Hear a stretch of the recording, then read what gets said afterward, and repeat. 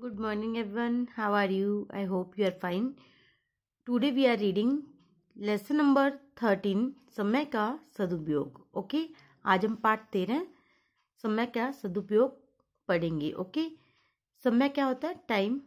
सदुपयोग का मतलब होता है कि उसका अच्छे से प्रयोग करना, यानी कि समय का सही उपयोग. ठीक है, देखिए बच्चों, समय बड़ा मूल्यवान होता है. मूल्यवान मतलब कीमती. इसे व्यर्थ नहीं गंवाना चाहिए. व्यर्थ नहीं, बेकार. बेकार में इसे नहीं गंवाना चाहिए. जिस प्रकार बहता हुआ पानी वापस नहीं लौटता, ठीक उसी प्रकार बीता हुआ समय भी कभी वापस नहीं आता. यानी कि जिस तरह से पानी बह जाता है उसको हम वापस नहीं ला सकते, उसी प्रकार जब समय बीत जाता है तो वो वापस नहीं आता. यानी बीता हुआ समय लौटकर वापस नहीं आता. संसार में उन्नति करने वाले वे ही व्यक्ति होते हैं जो समय का एक पल भी व्यर्थ नहीं गवाते. यानी कि वे ही लोग आगे बढ़ सकते हैं. उन्नति करना यानी आगे बढ़ना. वे ही लोग आगे बढ़ते हैं जो अपने समय को यानी कि अपने टाइम को बिल्कुल भी खराब नहीं करते, यानी एक पल भी उसको वेस्ट नहीं करते. ओके, हमारा जीवन बहुत थोड़ा है, यानी कि हमारा जीवन जो है बहुत थोड़ा सा है और हमारे पास समय बहुत कम है. पढ़ने वाले विद्यार्थियों को तो इस ओर अधिक ध्यान देना चाहिए. यानी कि जो बच्चे पढ़ते हैं, जैसे आप लोग हो तो आप क्या हो? विद्यार्थी हो. पढ़ने वाले स्टूडेंट्स को क्या कहते हैं? विद्यार्थी कहते हैं. जो पढ़ने वाले बच्चे हैं उनको तो क्या करना चाहिए? अपने टाइम पर और भी ज्यादा ध्यान देना चाहिए, यानी कि अपने समय पर बहुत ध्यान देना चाहिए. जो अपने समय को बेकार गंवाते हैं वे समय तो दुख उठाते ही हैं तथा साथ साथ अपने देश को भी हानि पहुंचाते हैं. संसार के उन्नत देशों के में समय का बड़ा ही महत्व है. जो लोग अपना समय बेकार गंवा देते हैं वे जीवन भर पछताते हैं और आंसू बहाते हैं. अर्थात इसका मतलब ये हुआ कि आप जो अपना टाइम वेस्ट करोगे, हम जो अपना समय बेकार में गंवाते हैं, तो उससे क्या होगा?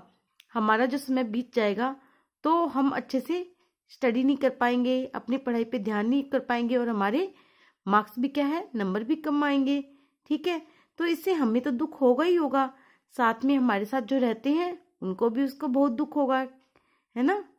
तो ये है कि इससे क्या होता है, आपको तो दुखी होगे और आपके साथ जो रहता है वो भी दुखी होगा. और इससे हमारे देश में मान लो आप अच्छे से सीख नहीं पाए, अच्छे से पढ़ नहीं पाए, तो इससे क्या किसको हानि होगी? सभी को होगी ना. हमारे देश को भी हानि पहुंचेगी, है ना.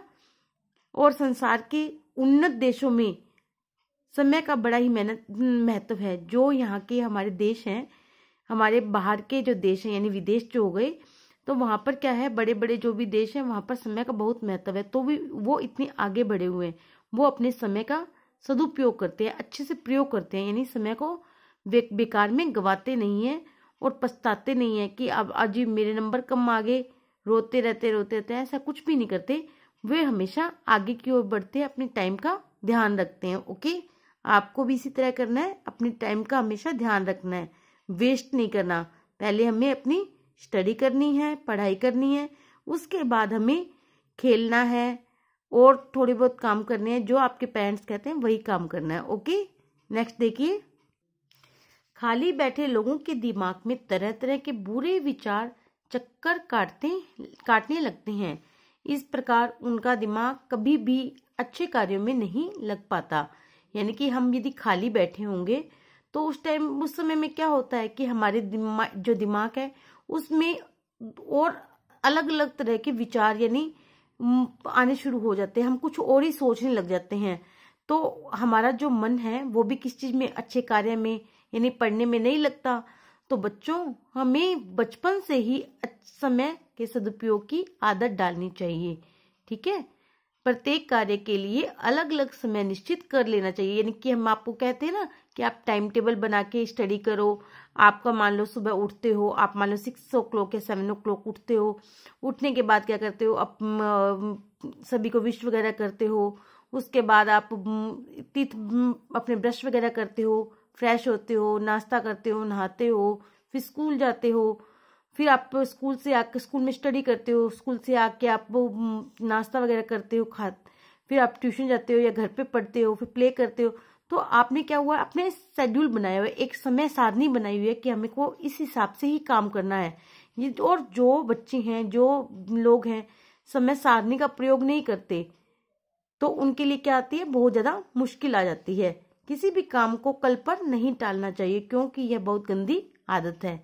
बहुत गंदी आदत कौन सी है, किसी भी काम को कल पे टाल देना। हम बोल देते ना कि ये काम मैं तो आज नहीं करूंगा, मैं तो इसे कल करूंगा, तो हमें कल के काम पर नहीं टालना चाहिए।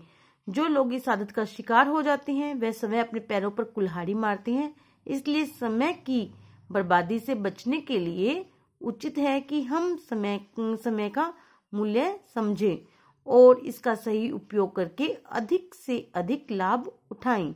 हमें कभी भी आलस्य नहीं करना चाहिए, क्योंकि आलस्य मनुष्य का सबसे बड़ा शत्रु है। मनुष्य का सबसे बड़ा शत्रु क्या है, आलस। इसलिए हमें कभी भी आलस नहीं करना चाहिए, समय की बर्बादी नहीं करनी चाहिए। हमें अपने समय का हमेशा अच्छे से प्रयोग करना चाहिए और हमारा सारा काम हमें समय पर करना चाहिए। ओके, समझ में आया? Okay, very good. अभी इसके आप शब्दार्थ देखिए। मूल्यवान, मूल्यवान का अर्थ क्या होता है, कीमती। क्या होता है, कीमती। स्वयं, स्वयं यानी अपने आप। स्वयं का अर्थ क्या होता है, अपने आप। पल, क्षण, गंवाना, खोना या नष्ट करना। व्यर्थ, व्यर्थ का क्या अर्थ होता है, बेकार। महत्व, उपयोग, संसार, जगत, उचित, सही। उचित का अर्थ क्या होता है, सही। Okay, understand, very good. Okay, अभी इसके आप देखिए, इसकी बुक एक्सरसाइज देखिए। सही उत्तर पर सही का निशान लगाओ। जो समय गवाते हैं वो क्या उठाते हैं, दुख, सुख या खुशी। दुख उठाते हैं ना, तो आप किस पे टिक लगाओगे, दुख पर।